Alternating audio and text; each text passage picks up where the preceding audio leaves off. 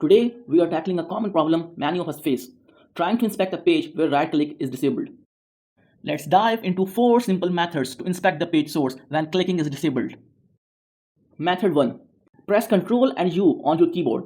This shortcut will open the page source in a new tab or window, allowing you to view the HTML and other elements of the page. In the next method, in browser, press Ctrl, Shift and I for Windows and Command, Option and I for Mac. It will open the Developers tool.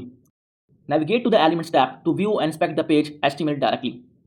In the next method, we will go to the search bar and write view source : before the URL. It will open the page source directly for you. The fourth method is straightforward.